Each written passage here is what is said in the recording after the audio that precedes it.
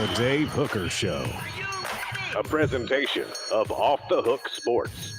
Objective insight, expertise, top guests. Available on YouTube, Apple, Spotify, and the Off the Hook Sports app. Download now for free. Also available on offthehooksports.com. I compute and obey. Now to Dave Hooker. Ready. Florida week. Nothing has a ring to it quite like that. And the Vols travel to the swamp. We'll visit with John Adams today on the program. The highest and lowest moments in the swamp. Also, the greatest UT player in the swamp. Where does the swamp rank among the hardest places to play? Pat Dooley will join us with WRUF to give us a preview of the Tennessee-Florida game from Florida's perspective. And we'll talk some SEC with John, too. If you ran an NFL franchise and had to draft an SEC quarterback from this year, who would it be? And also, Mel Tucker, we're going to touch on that because, man, the finalists for the job that Jeremy Pruitt got were not good. One was Mel Tucker. Kevin Steele was another. So we've got a lot to get to. And then with the injury last night to Aaron Rodgers, wanted to talk about most notable Tennessee injuries early in the season that derailed some offseason hype. So we'll get to that. A lot going on as John Adams will join us here shortly. Caleb Calhoun, how are you, sir? I'm doing good. I am not as embarrassed as Josh Allen is this morning, who got to go up against Zach Wilson and committed 4 turnovers and lost. That's fair. That's very fair. Remember when you tried to tell me earlier last year he was better than Dak Prescott? I don't think he is. I think Josh Allen is still hot garbage. You can't use my Cowboy fandom against me because I will say outlandish things to rip the Cowboys. So no, you're right. But that's the one time where I have absolutely no objectivity. Speaking of Mr. Objectivity, it's John Adams of the Knoxville News Sentinel who joins us now. And I can objectively say that is a fantastic shirt, John. I love that. Thanks. I would appreciate that more if it was coming from someone who knew a lot about attire, wardrobe, that kind of thing. But I'll take it as a compliment. Thank you. I appreciate it. And what do you think about Caleb's outfit today before we get to some Tennessee, Florida talk?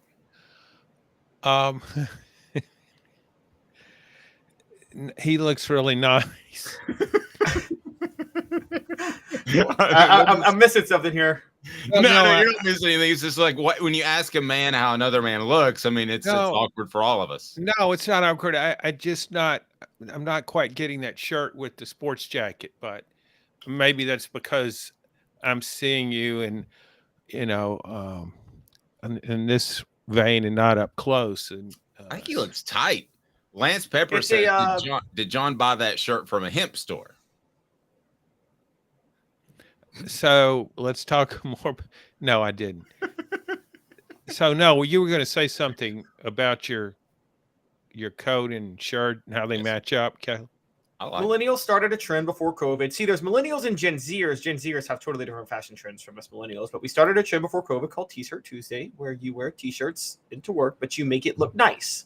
So I always threw a blazer over my T-shirt on T-shirt Tuesday, and I stick to that. There you go. Yeah. Okay. It gives me new hope for that generation, Caleb. John's wearing a Token Up Tuesday shirt. A what? A Token Up Tuesday shirt. It's kind of a hippie shirt. I like it. All right. Let's get going right now as it is time for today's tough question. And it's brought to you by Andy Mason of AndyMasonRealEstate.com. Today's tough question. Take a side. Take a stand. The Dave Hooker Show. A presentation of offthehooksports.com. The players-only meeting that we discussed yesterday, I want to get John's take on this. And it was something we broke at offthehooksports.com. There were other people talking about it. We appreciate that. And don't want to give out a lot of credit, but that's okay. That's fine. But let's dive into this. John, a players meeting, you and I discussed it briefly last night for this football team. Why does it matter, or does it? I say that it matters and it's very significant because I don't think it was all Joe Milton's fault that they had some out of sorts throws or out of sorts catches or lack of chemistry between the quarterback and the receivers. But I was impressed by the fact that he said, "It's all on me. I'll take the heat for it." I thought that showed great leadership. Why do you think that players only meeting matters, or do you not? I don't think it matters. Players only meetings are cliche. I believe more in just go out and do it. You don't need to talk about it. I've seen teams have players only meetings and come out and just get manhandled the following game. Sometimes they play well. I just don't think it matters. Joe Milton taking all the blame, I don't know if that's such a good sign. He wasn't throwing the ball well, and he said in the past that he has a hard time letting mistakes go, that he dwells on them too much. Well, to me, this is kind of dwelling on it. It's just, I'm taking all the blame. I did badly. I'll do better. I don't think it was necessary. Football is a team game.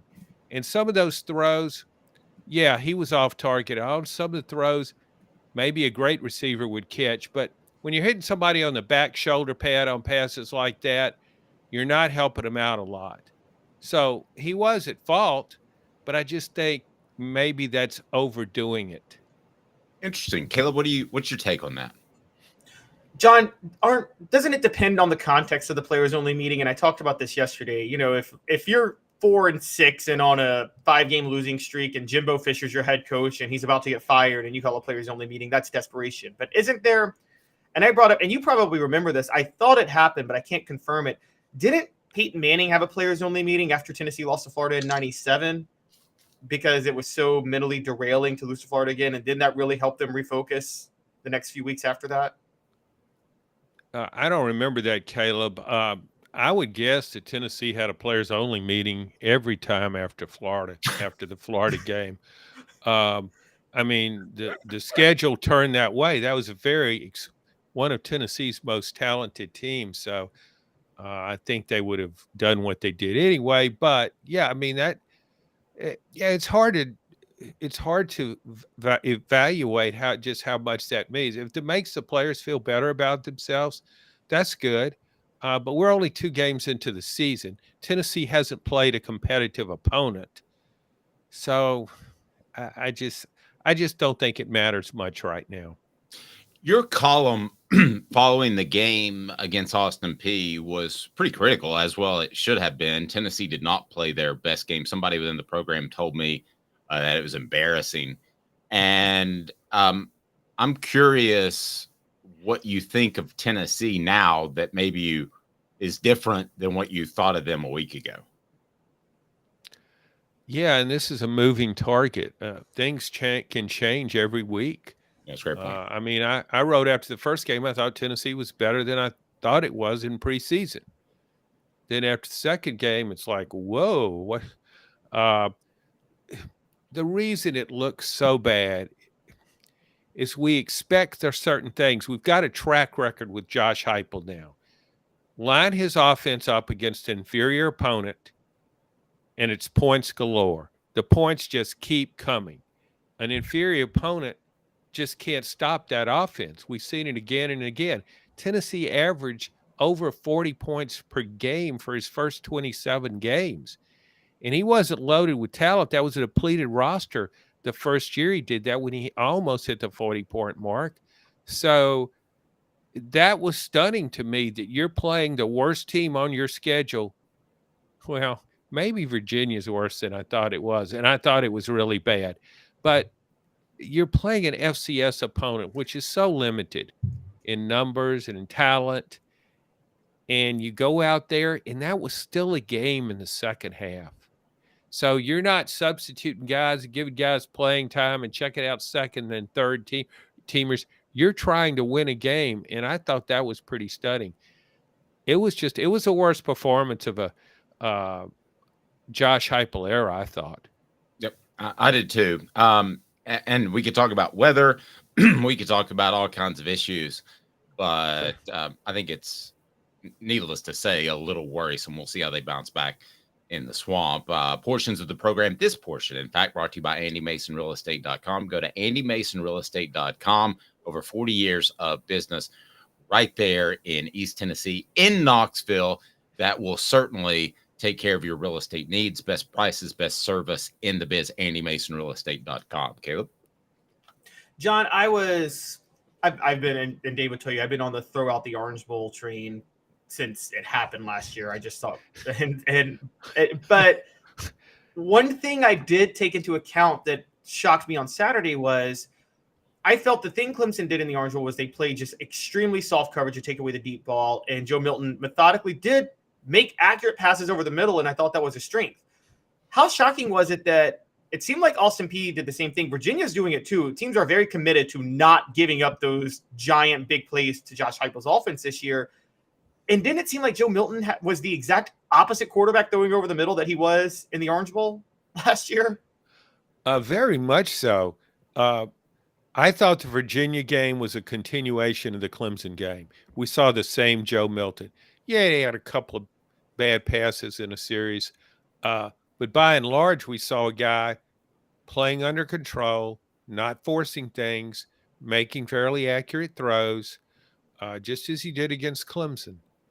And then against Austin Peay, of all teams, we saw the Joe Milton from Bowling Green 2021, where the plays are there and he's not making them. And yeah, those passes hit receivers sometimes, but they're thrown 100 miles an hour, and it's a back shoulder catch. And maybe some NFL guys make those plays. But bottom line, Tennessee had open receivers, and that's what we've come to appreciate about a Josh Heupel offense. It seems as though receivers are always open, but you got to hit them, and he didn't do that. I mean, it wasn't like he was throwing into a small window there. They were open, and he just missed them, and I think that's cause for concern. I don't know why he might have been more anxious in that game than the one before. So it makes me wonder if this will be how the season goes, that there will be good days and bad days, accurate days, not so accurate days. I don't know. We got to get more evidence, but I don't think after that game, I'm not as sure about Joe Milton as I was before that. And I was pretty much on his bandwagon after the Clemson game. Joe, here are my thoughts on this team. And again, we haven't seen a quality opponent. We can throw weather, blah, blah, blah, out there. It's Austin Peay, blah, blah, blah. But I think here's how you're going to see this team develop is you're going to see last year was an incredible passing offense, a very good running offense, and a defense. I think the way this team is going to be successful is you're going to have an excellent running offense, still a good passing offense, and a good to maybe great defense. I think that's how you're going to see them develop, and they'll win in different ways this year. Thoughts? Well, that's a very optimistic view at this point. Maybe that will come to pass. I really like what the defense is doing. We talked about that after the first game. This did not look like last season's defense. Forget the stats, and the stats have been very good against weak opponents. Tennessee is harassing the passer, piling up sacks, tackles for loss, all that kind of good stuff. But so the defense is better. I mean, you don't even need to see the stats. It's just faster, stronger, and I think it has more depth. So that's a good thing. But the offense, I'm really questioning the receivers now. I'm curious about some spots in the offensive line. Tennessee's success under Heupel has been predicated on 45-point games. You better come in when you're playing his team. You better plan on scoring a whole bunch of points. Now, maybe, as you're pointing out, maybe things shift. I'm not willing yet to say this is going to be a great running team. You got to see it against SEC competition, not against Austin Peay and Virginia. So, yeah, I think it can lean more on its defense. So maybe it doesn't have to score 45 points to win a big game. Maybe it can score 35. But I still would like to see I'd like to see more evidence against higher competition. That's all. Nope. Very fair. Let's go ahead and get to 4 downs. 4 downs is now. We're going to talk about some high and lows at the Swamp with John Adams of the Knoxville News Sentinel. I'm Dave Hooker. 4 downs brought to you by Zen Sports. Zen Sports, tell you more about them here momentarily. 4 downs right now. 4 downs. 4 questions. 4 answers. The Dave Hooker Show. 4 downs. A presentation of offthehooksports.com. All right, here we go. The Vols at Gainesville this weekend. 4 downs is brought to you by our friends at Zen Sports. And I encourage you to check that website out and download the app. That would be the most appropriate thing, as, again, Zen Sports is the new sports book in Tennessee, revolutionizing the way you earn sports betting rewards. That means no more deposit bonuses that turn into deposit nightmares. On Zen Sports, what you see is what you get with their cash rewards program. You get a lot of cash. For a welcome bonus, earn an unlimited 5% cash back on your betting volume for the first 15 days. You got to use the promo code HOOKED. That's HOOKED. Unlimited 5% cash back. Keep betting, keep earning with up to 3% cash back on your betting volume every month after that. And refer friends to earn a percentage of their betting volume as cash rewards too. Zen Sports is bringing the cash back to Tennessee. So if you bet big on sports, you want to be betting on Zen Sports. Zen Sports betting just got better. And also gambling problem, call 1-800-889-9789. Must be 21 and over and in Tennessee to bet. So Cooper Mays will tell us the down, as he always does, and we appreciate that because you know as well as I do, John, that the center calls out down and distance pretty often, right? Yes, he does, and he continues that on your show. I hope he's being paid handsomely for that effort. Cooper Mays here. Hit like and subscribe. Coop here. First down. There we go. First down is this, John. Best moment in the Swamp. There aren't a lot to choose from for the Vols. It's got to be 2001, right? Yeah. 2001, excuse me. Yeah, that was in December. The game was postponed from September. If they'd have probably played as scheduled, if had 9/11, the 9/11 tragedy hadn't occurred, they would have played in September, and Florida would have probably won and would have ended up playing for a national championship. Played in December. And Tennessee ran roughshod over the Gators. Amazing. The score wasn't indicative of the game. I think it was 34-32, but it was amazing how Tennessee pushed that Florida team around. That was a very talented Florida team. Spurrier thought it might have been his most talented team. So that, to me, just that overshadowed anything else that happened. I think Tennessee was an 18-point underdog. Yeah, and Caleb, the thing that stands out to me most about that game is Steve Spurrier just seemed like he would not run the football, and Tennessee ran that prowler package where they had guys standing, and John's laughing at the name of it. But basically it was the challenge for her to run, and they just would not do it, and he continued to throw the football. Well, Tennessee had a couple of advantages that whole year. One, when you have John Henderson and Albert Haynesworth, you can play a much softer coverage because you know you're going to stop the run with just those two guys in the middle. Florida didn't have Ernest Graham. If you guys recall, Ernest Graham got hit with a pretty dirty cheap shot by Florida State the week before, so they had Robert Gillespie starting in that game. I don't know if Ernest Graham playing would have made much of a difference because of how much of a push Tennessee was getting on the defensive line in that one. But yeah, I remember that one significantly too. It was, yeah, you're right. And Tennessee just absolutely dominated on the ground. As a game, that's definitely the best moment. The Hail Mary in 2003 does compete as a play, though, when Clausen just closed his eyes and let it fly, and James Banks caught the tip pass in the end zone for a touchdown. Yep, no doubt about it. As we go to what down, Coop? You got to let me know. Cooper Mays here. Second down. Lowest moment in the Swamp. Guys, there are a few, but the lowest moment when the rug got pulled out from under Tennessee in Gainesville. John?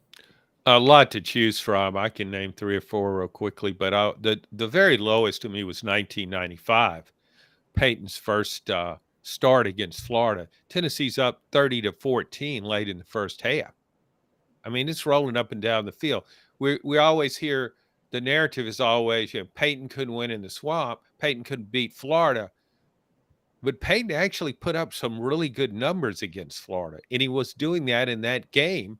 But it was 30-14, and Florida proceeded to score 48 consecutive points. I don't think I've ever, all of college football I've watched, I've never seen a game like that between 2 top 10 teams where somebody just went off like that. 48 straight points, and Tennessee tacked on a meaningless score. 62-37 game was the final count. But yeah, it appeared as though Tennessee was on its way. And of course, if it wins that game, it's a favorite to win the national championship. But it was a stunning turnaround. I would say 93 because as a student, I made the trip down there and things went incredibly south.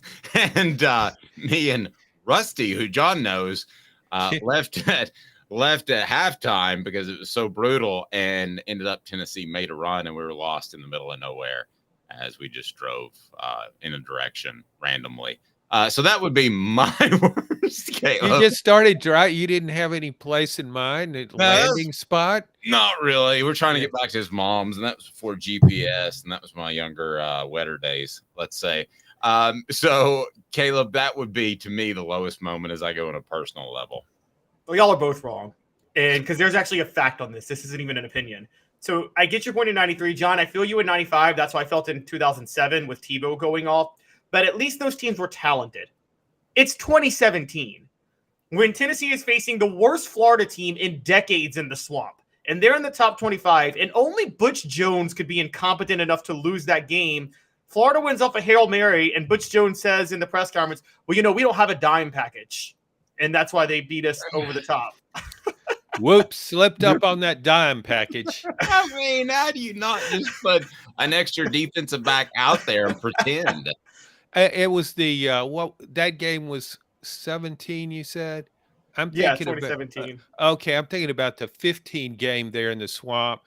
Also incompetent Butch. When he went full Butch on that one, and they scored, and all he had everything got to go for 2 points here, and he didn't. He just kicked the extra point. That was after Jalen Hurd scored a touchdown. I think he was planning on kicking a field goal, and he was shocked when Jalen Hurd ran into the end zone. Exactly what happened. And so after the game, he defended that by saying, well, we have a book, and that's what you go by.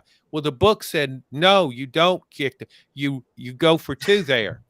So his explanations were always his greatest mistake. He was better off just moving along and not commenting, but he always made things worse. It's like Nixon. Wait, real quick story on that game, that 2015 game, John, because you might sway me. Because this is literally when Butch Jones and Jim McElwain coach against each other. It was Dumb and Dumber like I've never seen. And Jim McElwain was down by 6, decided to kick a field goal. I think it was the third quarter. Butch Jones expected him to go for it, so he didn't have a field goal block team. He burned a timeout to get his field goal block team on when Florida was kicking like a 55-yard field goal.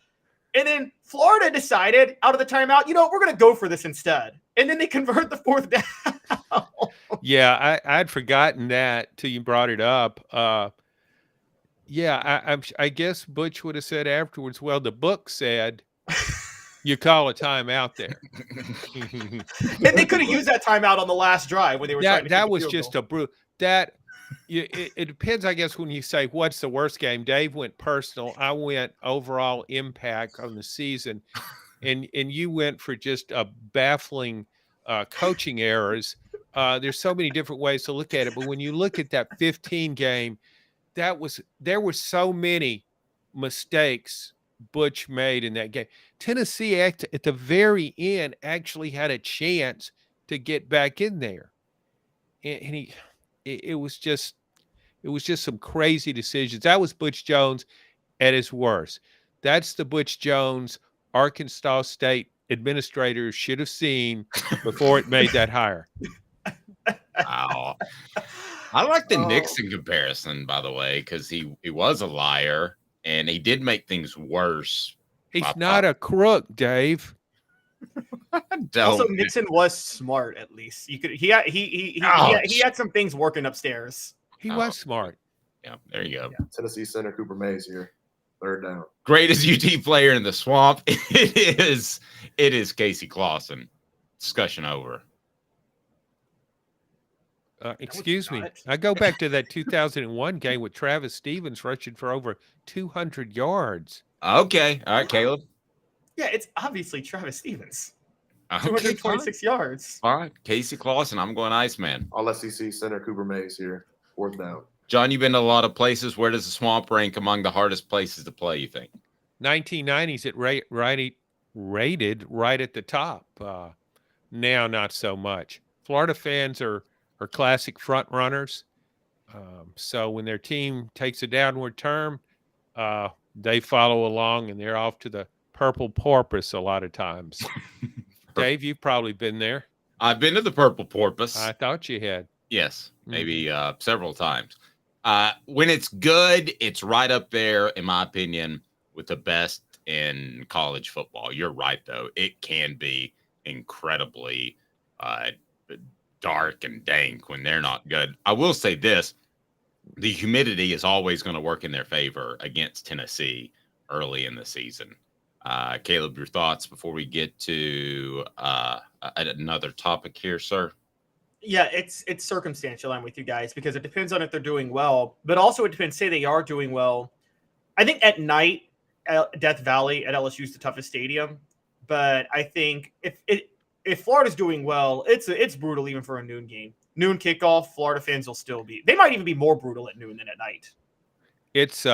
It's pretty hot in Tiger Stadium. Humidity's pretty high. It's been running in the hundreds. I don't know what it'll be in September, but I think LSU is probably one of the toughest places to play now. You couldn't tell it by Tennessee last year, but there are a lot of venues in the SEC that are really hard places. Tennessee, I think Neyland Stadium, when it's on the top of its game, it's as rough on opponents as anybody, i.e. the Alabama game last year. Nope, totally agree with that. All right, John, let me ask you this. You're an NFL team. You have the first pick in the draft, and they say that you have to pick an SEC quarterback. I quit. Yeah, I quit. Just walk out. Quarterback play is gone. Is so down in the SEC. You have to take one. Who are you taking? I would take Garrett Nussmeier of LSU. Yeah. Backup? Yeah. Caleb, you. I would go because I think it's his extremely unintelligent offensive coordinator holding him back. I would still go Spencer Rattler. I think with the right coach, Spencer Rattler could be a threat in the NFL. Guys, I'm taking Joe Milton if I have to. If I have to take a guy because of the upside. Because of the upside out of this group, I really am taking You would take him over Spencer Rattler? Yes. How big? I probably should have taken Spencer Rattler. I just forgot about him because I saw him sacked so many times against North Carolina. I thought he was no longer with us, and I apologize to him and his family. So I would take him, and then I would take Garrett Nussmeier backup, who's a better passer than Jaden Daniels. I'm just saying, look at the upside and what you could get. Listen, this, and I don't mean this is a knock against Josh Heupel. I've talked to coaches about this. He is coaching his guys to do his scheme, and that involves some limited footwork ability, but that's fine because that's what he does. If you got him under a quarterback coach guru like Brian Daboll or David Cutcliffe or one of those guys, you could turn in that's two very different people. You could turn him into a very, very good quarterback in a system that runs something different. There's just too much ability there. You really believe that, Dave? Yes. Oh, I thought you were just saying it for a fact. Okay. No, you're the one who told me that accuracy, you talk about ceiling. He does have a ceiling at a part of his game, though, which is accuracy. I don't think no matter we talked about this over the weekend. No matter how hard he works, he's never going to be that accurate. Okay. I think he can be much more accurate. I don't know that he's going to be an A+ guy. I think there are a lot of guys that get by in the NFL without being an A+ accuracy guy. But the comparisons to Anthony Richardson, which we've seen, I mean, he played well over the weekend. That's what the NFL is nowadays, guys, is you have to have the ability to stretch the field, but you also have to have the ability to run around. And I think he can do both of those. And I don't see anybody else in the SEC other than Spencer Rattler that has that combination. We haven't mentioned Jaden Daniels. Do you think he's a non-NFL quarterback? Oh, I think he'll be drafted, but he hasn't shown me enough accuracy. He only throws pretty much out routes. I mean, they seem to be afraid for him to throw over the middle. Dave, were you a big fan of the Raiders pick of Jamarcus Russell, number 1? Was that one of your? Huge. Okay. All right. Because we both like the scissor. None of us mentioned KJ Jefferson, by the way. No. Yeah, and before we get to KJ, Rocky Top Tom says Joe's accuracy is directly tied to the emotions of the moment. Things go well, he's great. Things, he says, thongs. Nice little misspell, Rocky Top. Yeah, thongs are going well. The spiral begins in more ways than one. Thong could be a segue to a later item in the show. Yes. Aside from thongs, let's not be too revealing. But John, Mr. Hooker. Yes. Yeah. But this is a aside from thongs. If he is a front runner, that's a whole different problem. But I don't believe that at this point until I see more. I just think you did a 180 on Joe Milton, Dave. I didn't see that one coming, that makes for good shows. No, but why would you not draft him if Richardson is going that high? Why would you not draft him high? He's nowhere near as athletic as Anthony Richardson is. He doesn't move that well in the pocket. Okay.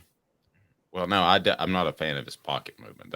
He's got heavy feet. And also, I'm kind of coming over based because of what I said and what John wrote over the weekend. I'm starting to think Joe Milton's biggest problem is the fact that he's a front runner, or when he spirals worse. And I mean, that we have to, let's just say it, guys. Is Joe Milton mentally weak? And I mean, he tries to be mentally tough, but you can't teach that. Yeah. Like, because it seems like he can't get things right for himself when things start to go wrong. He just panics and they just get worse and worse and worse. I disagree. He bounced back from he bounced back last weekend against Austin Peay after going 1 of 8. His stat line was actually pretty good. And against Virginia, he had about a 4-throw streak in which he was inaccurate, and he bounced back. I think it's the exact opposite. I think he bounces back from those things. I thought I was the one always defending Joe Milton, and Dave was picking apart his game. It's as though we had a role change here. I mean, is this like practice for future shows? No. Okay. Robert disagrees as well. Dave, the eternal optimist, the glass is half full. Hold up my water bottle, and it's a third full, right? So now I mean, I think it speaks to, and guys, maybe I'm trying to illustrate this point a little bit, but I think it speaks to the quarterback play. It's just not very good, John, in the SEC this year. It's nothing like last year. And you watch some Pac-12 football and you'll see a lot of good quarterbacks. You don't get that in the SEC. But we're only 2 games in. Some of these guys could come on strong. Maybe Carson Beck will have a big year. Jalen Milroe could turn it around. Sure he will. I'm sure he will. It is crazy that Jalen Milroe, after week 1, looks so great and he wasn't even mentioned. But it was like, again, you got to consider the competition and not just look at the stats, but if you see the play and see the game, it gives you a completely different view. And maybe we're being too critical. Certainly that's an important part of Caleb's game, and to be overly critical. I mean, he's calling out Joe Milton's mental prowess 2 games in. So mental toughness. Yeah. I think he panics a little too much. He can't forget about the previous play. He's the reverse of He said he can't do that. He had trouble with that. He admitted to that. But I thought he'd gotten better this year, and maybe he will. Maybe this game, the Austin Peay game, will become an aberration. When was Jeremy Pruitt hired? Do you remember? He was hired in January of 2018. What was do you remember the day that was? That was December of 2017.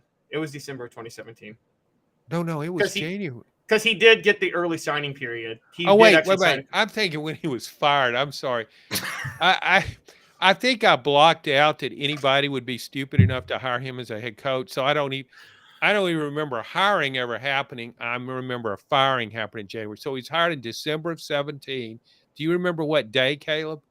No, I want to say I think part it was like doesn't matter. This could is it be no, but I mean, could it have been a Black Friday or a Black Monday? No, Fulmer orchestrated the coup to take over on a Black Friday. Okay, that's and great. then he was on. As we know, John Adams is the far be from John Adams to criticize Philip Fulmer. He never does that, by the way. No. He was on sale on a Black Monday, the way I remember it, or a Black Friday. I think it was. Get this coach, get him half off because he's not very good. And and you get like 30 bottles of water with him too. Yeah, the point is why Tennessee was darned and determined to be absolutely horrible in that hire, as the finalists were Jeremy Pruitt and a couple of other goofballs. After this, we address 2 minutes with John Adams, Caleb Calhoun. I'm Dave Hooker, Off the Hook Sports.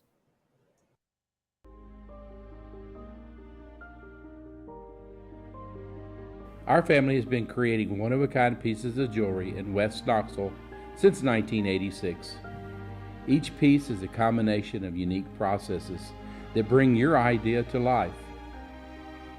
Every day in our shop, a truly special item with a story all its own is being manufactured in our facility, bringing the history and family sentiment into a whole new generation of life.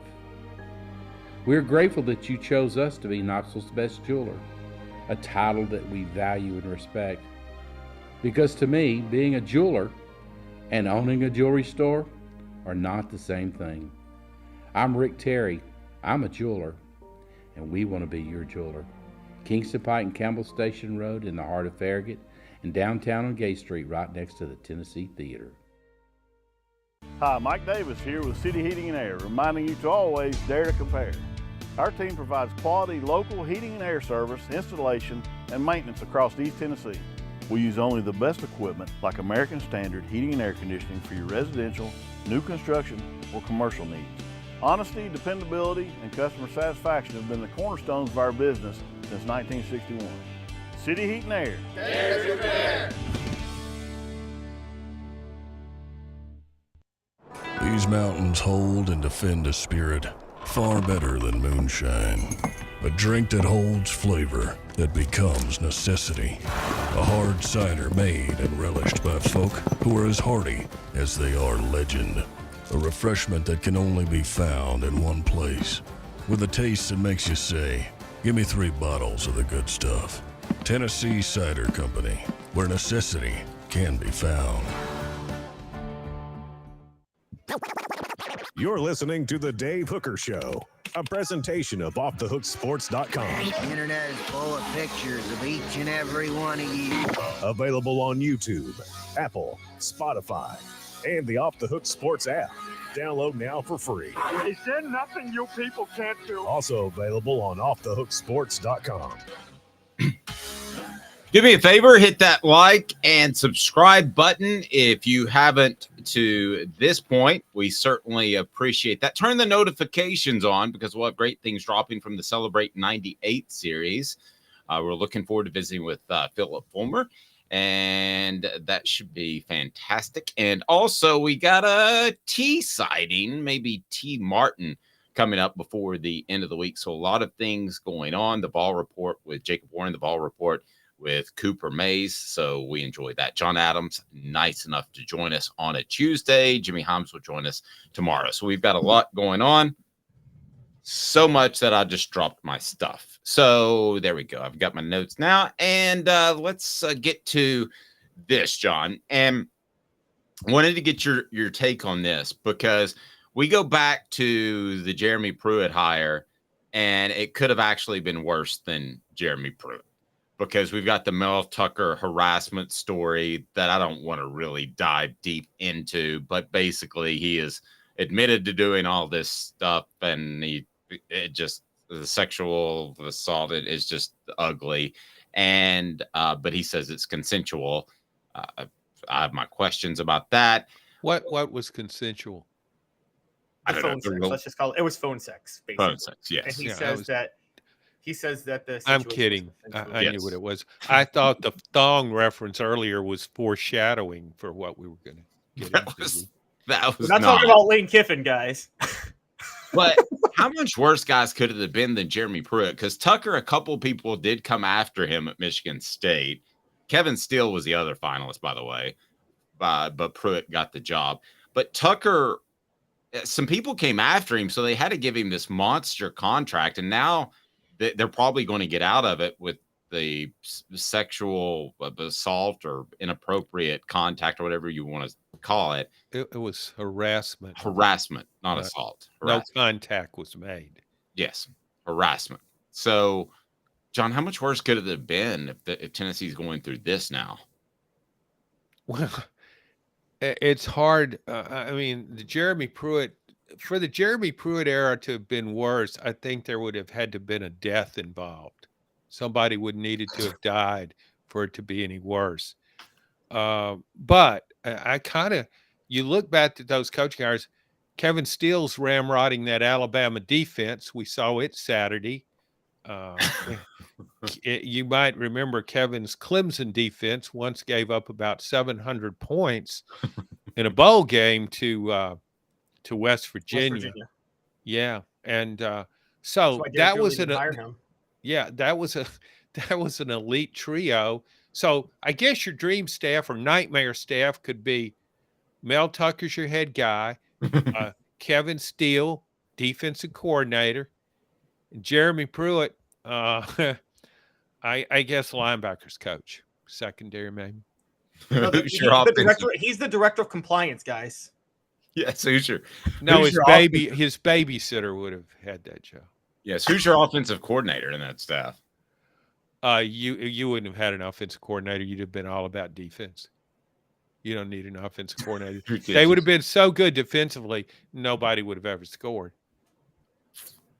Fair. You look at that trio of coaches: Steele, Tucker, Pruitt. Why did things get so bad at that point? Where that's your trio of finalists. Well, by the way, Lance says Pruitt's in charge of catering, so it'll be Chick-fil-A. So it could be. There's a conspiracy theory out there that Philip Fulmer wanted to hire a really bad coach who would fail, and then he could become the head coach. He could take over the reins as head coach and lead the Vols to the promised land once more. It's just a theory.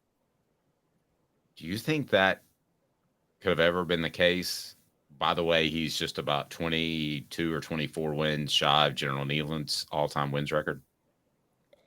With his track record, I wouldn't say it's totally far-fetched. He just comes in and say, "Hey, I'll run things for a couple of years until we hire an actual coach.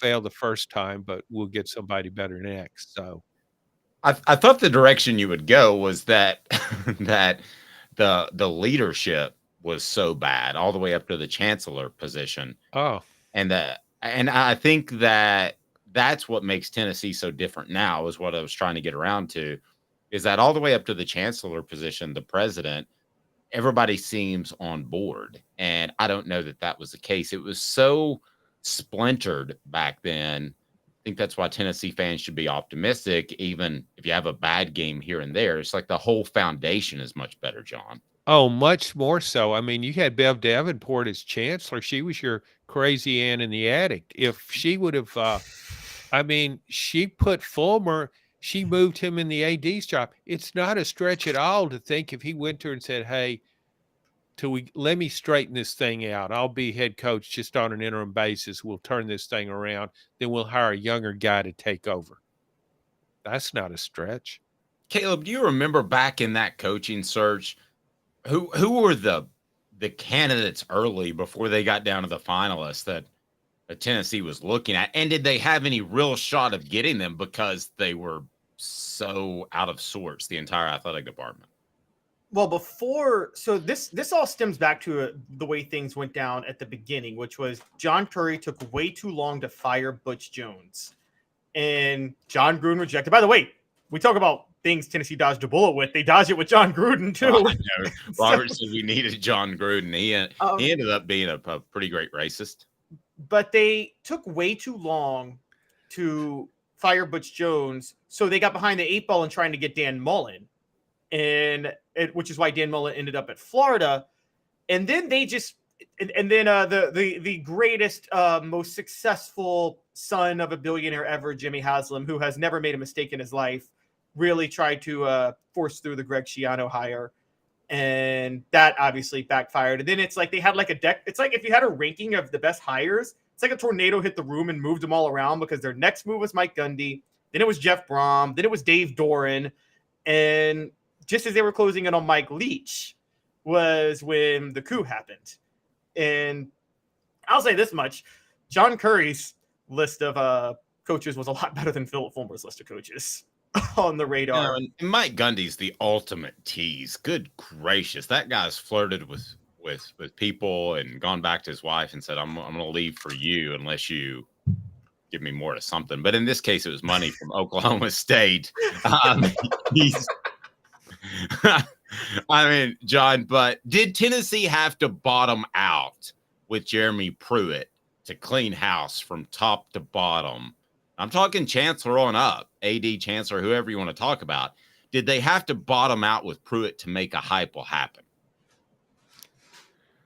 No, I think maybe, I mean, John Currie was on the brink of making a good hire. I think he would have hired Mike Leach. I really do. I think Leach proved he was ready to leave. He'd been there a while. He was ready to leave Washington State. He took the job at Mississippi State. If he would have taken the job at Mississippi State, surely he would have taken the Tennessee job. And so so it's almost like it's right there. I mean, think about it. Ooh, who do we want? Mike Leach or Jeremy Pruitt? And I mean, they were so close. And then Fulmer sabotaged the whole thing. I don't believe Philip Fulmer thought, Caleb, that he could get the head coaching job by hiring a bad coach. I think Fulmer still believed that Tennessee was what Tennessee was in the 90s, which, again, you could maybe get away with like a defensive-minded, non-game planning, kind of simplistic Jimmy's and Joe's coach in the 90s if you're at Tennessee, because Georgia's got, as you refer to him, Dave Drunken Ray Goff, and Alabama's got Mike DeBose or whoever. So you can recruit a lot better, whereas now you need more of a schematic advantage. The irony in all this, by the way, guys, as we're talking about this, we talk about Tennessee kind of dodging a bullet with Pruitt, where the NCAA scandal that happened was a good thing for them because they could fire him for calls and clean house. I can tell you this right now. Michigan State fans are secretly thrilled about this. The program was going nowhere, and they didn't have the money to pay Mel Tucker's buyout, but they're losing transfers left and right. Now they can fire Tucker for calls. So they're in a similar situation to Tennessee in that way. Isn't it amazing how school administrators will take one reasonably successful season and just throw everything they have money-wise at the coach and line him up with an incredible contract? I mean, we see it all the time. It just takes one good season. Oh, we better lock him down. It's just such a waste of money. Mel Tucker, what is he? He had one good season at Michigan State, right? Yeah. I don't think he had more than one good season. And just one. It wasn't a championship season. He had one good season. It was an optimistic season. Yes. And what wasn't he at Colorado for a cup of coffee? He bolted after a year at Colorado, yeah. Yeah. Well, So- I'll say this too, guys. And if he wins a championship, if Jeremy Pruitt wins a championship, I always wonder, which I know is far-fetched, the latter thing that I just said, but I always wonder if administrators would find a way to cover this stuff up. If they want it out there because they want to get out of a buyout. I always wonder that. Well, I think, though, the administrators thought there was no championship was happening with Jeremy Pruitt. Exactly. They thought he was a blithering idiot, and you have to get him, you have to remove him from the premises as fast as possible. So, yeah, it worked out. It worked out to Tennessee's advantage, but we get back to the leadership thing, and you brought it up, Dave. That's what's so different about Tennessee now. Doesn't mean it will win every game, but it's in so much better shape leadership-wise with people that can make tough decisions, people with decent judgment, people with a modicum of common sense. And you didn't have that for a long time. Presidents, chancellors, coaches. No, you're right. John's appearance brought to you in part by where he got the shirt, the Hemp House, the premier hemp dispensary with a wide variety of great selection and strict standards to ensure you only receive the best in CBD or Delta products. Go to Hemp House Chat with 2Ts.com, hemphousechat.com, soon to have the Big Orange Crunch developed just for Off the Hook Sports with your Delta 9 products. It's a fantastic shirt, John, and I hope you have a great day and get a lot of compliments on the shirt. Yeah, I'm sure I will, Dave. Thanks for plugging it. John, I appreciate that. Have a great day, sir. See you guys. John Adam. Have a good one, John. How dare he gets on you in your cool Miami Vice look, whereas he's wearing that shirt? Hey, he gave me compliments. So he said I give hope for the generation. So I take that as a great badge of honor from one of our former presidents. Yeah, I'll tell you more about that Big Orange Crunch thing, but that's going to be really awesome. So looking forward to that. And then you had what happened last night, and that is what the H? What the? What was he thinking? Release the hounds. The Dave Hooker Show. Keep cool. A presentation of offthehooksports.com. Some of the most disappointing early season injuries for the Vols as Aaron Rodgers got knocked out of the game early.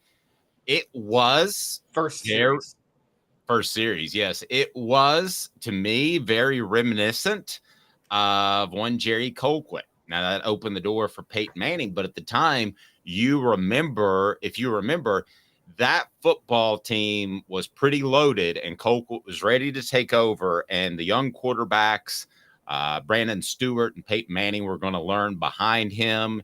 And now it seems as if the Jets will have to figure something out. But don't really care so much about the Jets. I'm just curious about early season injuries that you recall, Caleb, that seemingly could have or did derail the season. I would argue that the Colquitt injury happening was actually an okay thing. I know they could have fought for a red shirt. This is probably a little bit before your time, and they chose not to, a medical red shirt. And I know that he probably wasn't real happy about that, but it opened the door for Peyton Manning to get early experience and be a really good quarterback. So I would argue that actually, no offense to Jerry Colquitt, but that was actually probably a good thing for Tennessee's program. Am I crazy?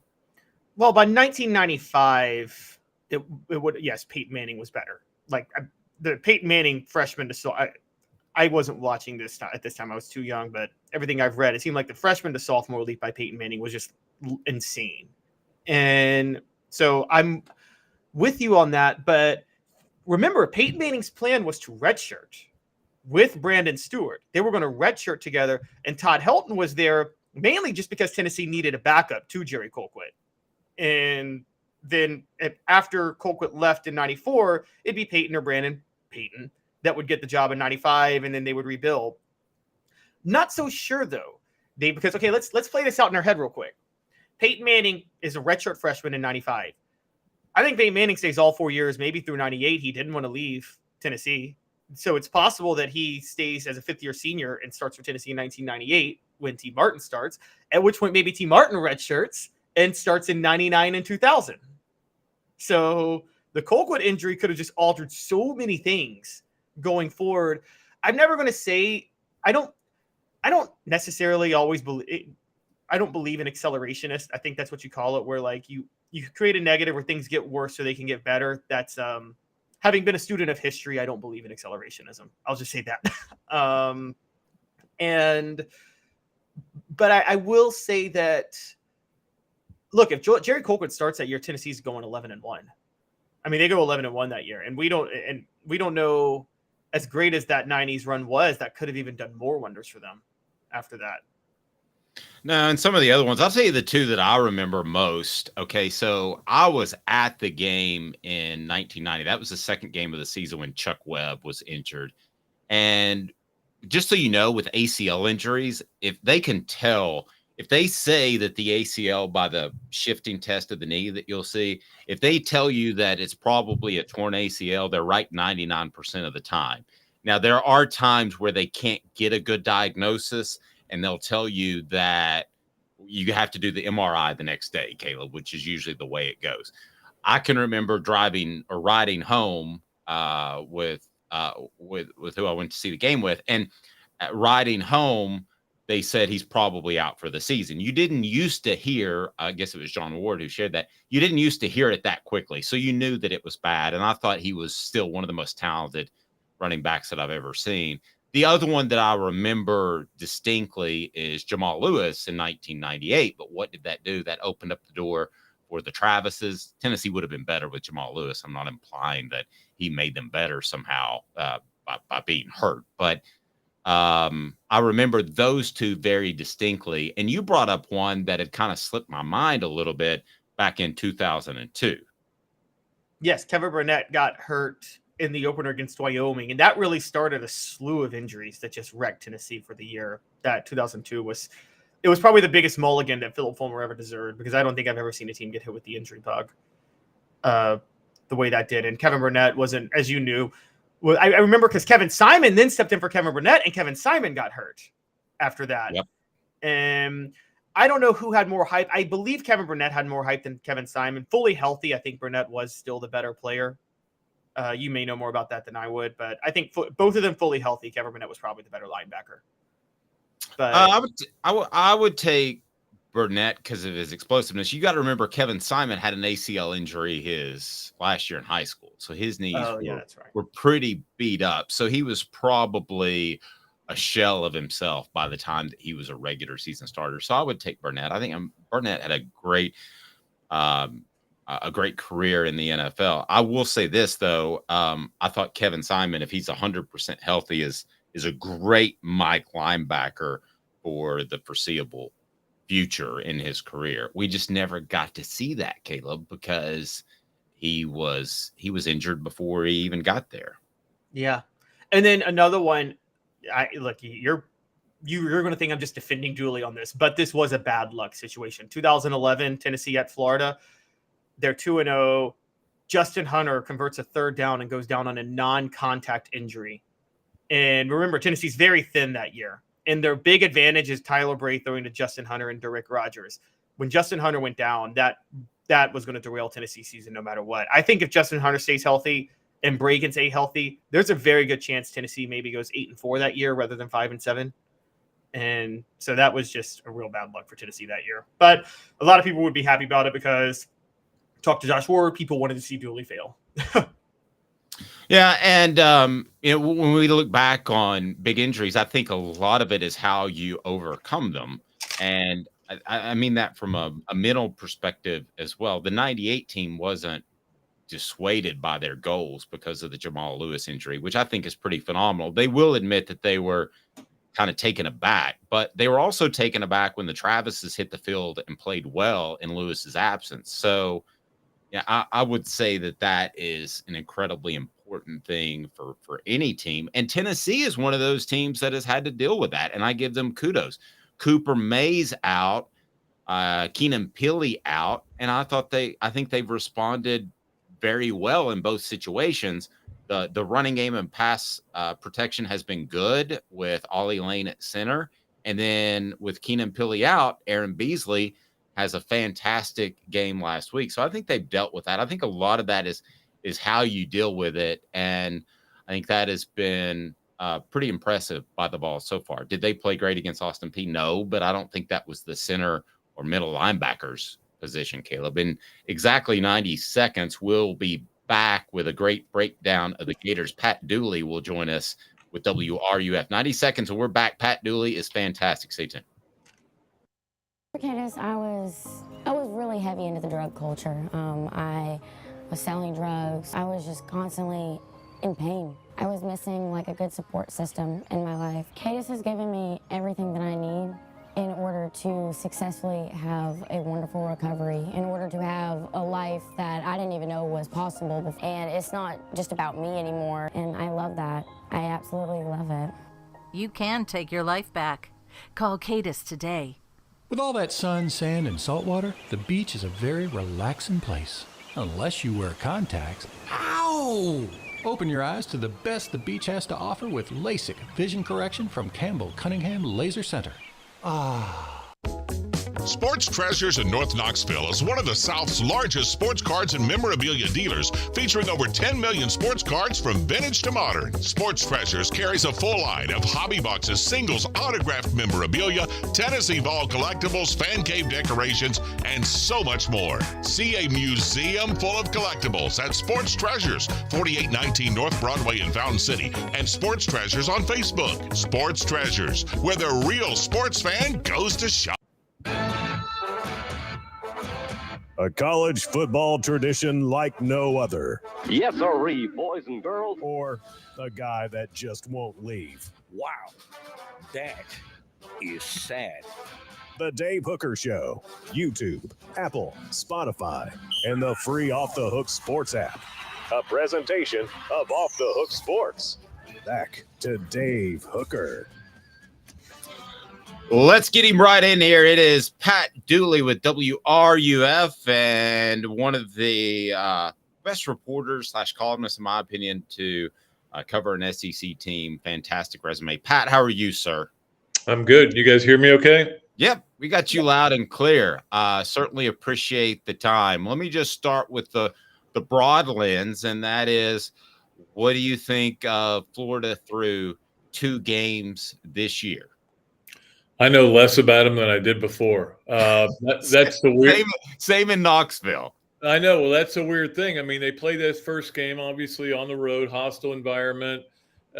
Things did not go. I mean, Billy Napier was stunned by how poorly they played and all the mistakes they made. They came back. They played an awful team, handled them the right way, ran the ball, got to play a bunch of kids in there. Would have had a shutout, but the 14 tailback fumbled at the 8. So, but does that mean anything? No. So I have no idea. This is going to be the litmus test for this team.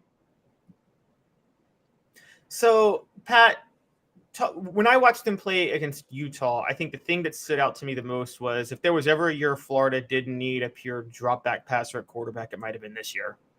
And I want you to elaborate on that. It seems like they just have some issues in pass protection. Am I right about that, or was that just Utah?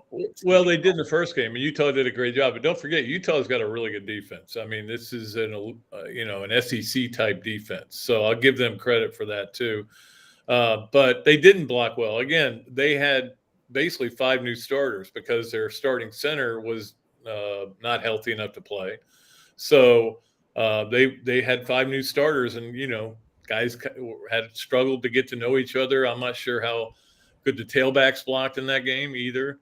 So they definitely struggled with it. So, but the next game, of course, you're playing McNeese or McNeese State, depends on who you want to believe is the real name of the school. But you have that game, and they did a great job. They blocked well on the run. So again. I don't know about this offensive line, but they've got what they've got at quarterback, and there's nowhere else to turn. So it could have been different, but it's not, and it is what it is. Were you surprised by the line that started at 8.5 and is now seemingly settled at 7? But I wouldn't be surprised if it went down. Well, I think it was in double digits this summer at one point, like 10.5 or something, because I checked it. And I think Florida was a 65-point underdog in their 5 biggest games. So that's not good, But I'm not surprised. The only thing is the bookies tend to give the Swamp 5 points. Like most schools, you get 3. There's places where it's 4. There's other places where it's 5. But the Swamp always tends to be a 5 point. So that means kind of they think Tennessee's 12 points better, and they may be. They may well be. I would not be surprised if they went out there and handle Florida again because of the talent that they have. They've got older talent. You know, that's the biggest problem. Florida doesn't have a senior on their entire 3-deep defense. So, you know, yeah, that's we can blame a lot of things for that, but we're not here to blame people. No, we're here to support people and bring people up, Pat. That's right. We're here to unite America. That's right. That's what we want out of our media. Pat, interestingly enough, I've always wondered the Florida perspective because I know that Tennessee, theoretically, this should be one of those years where Tennessee is the better team. They're favored going down there. But at the same time, it is Tennessee, Florida. And if you don't know, Tennessee fans have an expectation of beating Kentucky, regardless of if Kentucky's top 10 and they're unranked and having a losing season. They still find a way to beat Kentucky. Do Florida fans feel this? Does Florida Nation feel the same way about Tennessee? Like, yeah, okay, they're top 10 and we're struggling right now, Florida, but it's still Tennessee and we just beat Tennessee. That's what we do. I think, believe it or not, this has been an incredibly smart Florida fan base this year. And I don't always say that about them. But they understand where Florida is. It's going to take a while. And they also understand that the last nine games that were played in the Swamp have nothing to do with this one. The only thing it has to do with it is that Princely Umanmielen, whatever, I never can pronounce his last name, sacked Hendon Hooker and knocked him out of the game. So we got to see Joe Milton for 8 passes in the fourth quarter. That's the only thing they have in common. But, you know, basically it's a new team for both teams, you know, new quarterbacks and everything. So that has nothing to do with this. So I think the fan base is like basically saying, look, this is great. We got them at home. We're going to rock this place. It's going to be loud. We're going to make them understand what the Swamp means. But we also know we might lose the game. And if we do, it's not the end of the world. We're trying to stay off the ledge. Now, the opposite of that would be if Florida goes out and does the kind of things they did against Utah and they lose the game. And that's where the heat all of a sudden gets turned up. Right now, there's no heat on Billy Napier. I believe that there's 2 kinds of heat. Perceived heat and real heat. Perceived heat is what the fans think there's heat on somebody, or the media thinks the real heat is when the AD or the president are you know, and the big boosters are putting the heat on. So there's no heat on Billy Napier right now.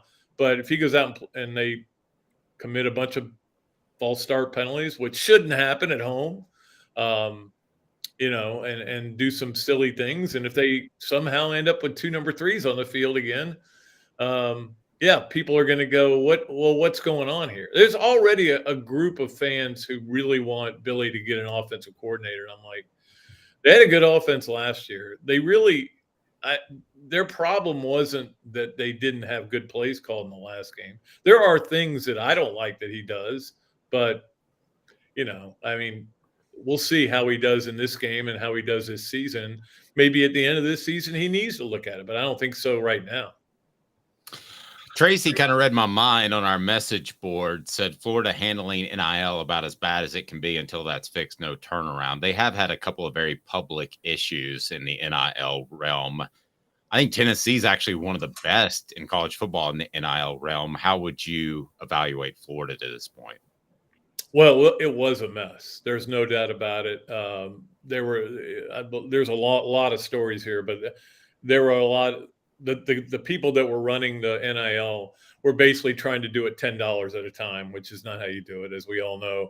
And so you ended up with guys not being able to get money, and then they were promising money. You know, Jaden Rashada obviously was promised by somebody outside to get all this money. That's a whole mess, and that's done. They've taken control of it. The law changed in the state of Florida so they could take control of it, and Florida could be involved in it a lot more.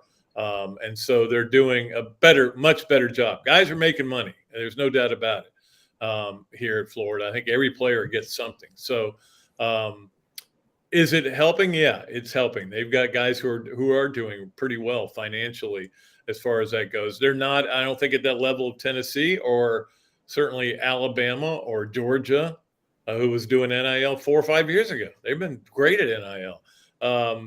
Of Texas A&M. I mean, there's still Florida's still lagging a little bit, but they've definitely gotten better at it, and it's organized and they know what they're doing now. Pat, just for comedy purposes, looking back at the Florida-Tennessee series, how much do you miss trying to figure out who was going to outwit who when Butch Jones and Jim McElwain were going at it? There's nothing I missed about either one of those guys. I can tell you that much right there. No, that was. But think about that.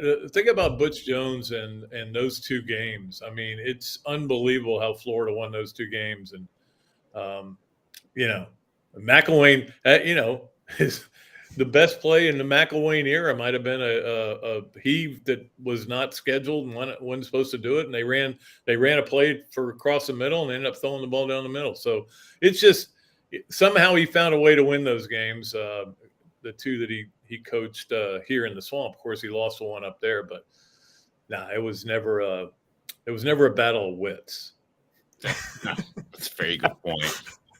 You had a player on our message board. I know Jadarius Perkins entered the transfer portal during the season, and maybe some others as referenced on our message board that I haven't heard about. Is that a red flag, or is that just roster change under Billy Napier? One of the guys who got in the portal, I didn't even know was on the team. So that tells you something right there. But Perkins wasn't going to play. I mean, they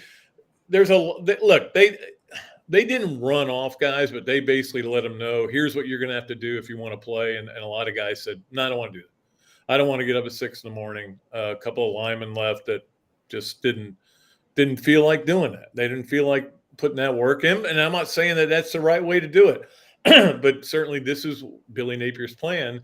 And so they left, but to leave during the season means you didn't get to play in the first game. So you're gone, that's the world we live in today, where guys are, if you don't play, you're taking your ball and you're going somewhere else. And maybe you do, and maybe you don't. Maybe you get in somewhere, or maybe you end up playing, in front of 5,000 people. So, it's not a look. They're putting the hammer down on these guys, and they had a rough week of practice last week, even though it was just McNeese because they had played so poorly. But they're going to get the guys in there that they want that'll do the things the way they want to do them. And whether that works or not, I don't know. I know that it works. It worked in Alabama. It works in Georgia. But the bottom line is that there's no guarantee it's going to work here. You just got to wait and see how it goes. But obviously they're 15 games into this experiment.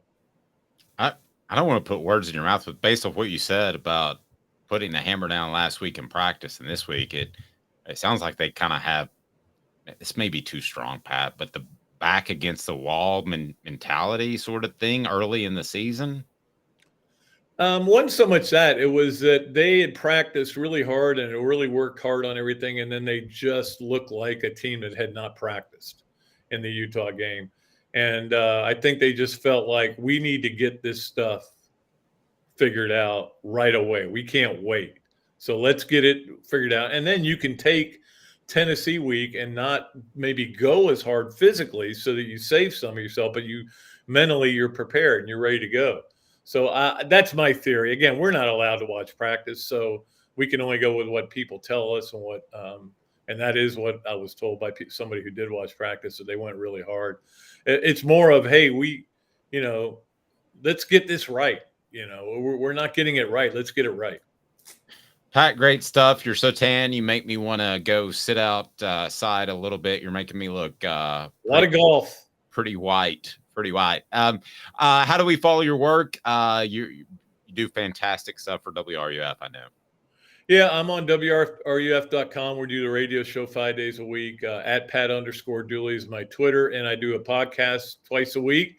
Mondays with Steve Spurrier is always fun. We talked a lot about Tennessee. If you want to find that, another Dooley noted podcast, pretty easy to find, and you can listen to the former HBC who terrorized Tennessee fans by calling it you can't spell Citrus without UT. And then 2 years later, he played in the Citrus Bowl. The best was actually in '96. He did a thing at a meeting where he was like, "Let's look at Tennessee's goals this year. No SEC East, no SEC, and then like it was like not even a state champion because they lost to Memphis that year." It was actually a piece of it was a paper, a mimeograph paper that somebody had sent him, and he handed it to me at the media days. And he goes, "Here, don't tell anybody I gave this to you." But yeah, it was national championship crossed out, SEC championship crossed out, SEC East championship crossed out, State of Tennessee championship crossed out because they lost to Memphis that year. So yeah, he had fun with it. And then I think he said like Knox County regional champion. Yeah, Knox County regionals. I don't remember that at all, but that's golden stuff. Pat, I appreciate it. Have a great rest of the day and enjoy the game and the rest of the season. All right, guys. Great being on with you. I appreciate it. Pat Dooley, WRUF, long time with the Gainesville Sun, knows as much about Florida as anybody. Can you imagine spending a little bit of time with Steve Spurrier every Monday and his quick wit? I mean, again, there is a coach that I've never, ever loved a coach and never will. Like, I love Steve Spurrier because he's just so honest and he doesn't hide. I mean, you know this. He's going to tell you the truth. He's the least likely coach. He would not be Josh Heupel. He would be very much. He would tell us how long Cooper Mays is out for. He would tell us that Joe Milton played awful over the weekend. Green Wave says, sounds terrible to spend time with Spurrier. No. He is so competitive. I remember, and I don't know if it was a hip issue or what, but he showed up to SEC Media Days about 4 or 5 years ago, and he was part of some show. I can't remember what it was, but he essentially reminded everybody that was the AAFL or whatever it was. Remember it was the yes, Alliance of American Football League. Yeah, whatever it was. He reminded everybody that even though the season had gotten cut short, that his Apollos had won more games and deserved the championship.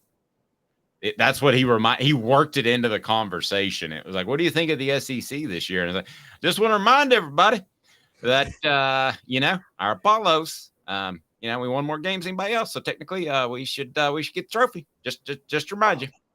When God forbid, when Lee Corso is no longer able to do College Game Day anymore, come on, Steve Spurrier on College Game Day every week. Just how great would he be? He would absolutely not want to do that, but he would be great. I think that's Pat McAfee's job. He's Caleb Calhoun. I'm Dave Hooker, Off the Hook Sports, each and every weekday at 10 a.m. Eastern time. Like, subscribe, notifications on, because big things coming down the pike on a daily basis. He's Caleb Calhoun. I'm Dave Hooker, Off